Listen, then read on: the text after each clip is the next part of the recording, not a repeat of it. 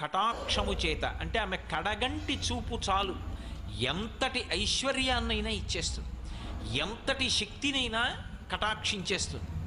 అంత గొప్ప చూపు కలిగినటువంటి తల్లి కనుక, చూపుల చేత పోషించగలిగినటువంటి తత్వం ఉన్నది కనుక, తన చూపుల చేత లోకమంతటినీ కూడా అనుగ్రహించగలిగినటువంటిది కనుక ఆ తల్లికి లక్ష్మి అని పేరు వచ్చింది.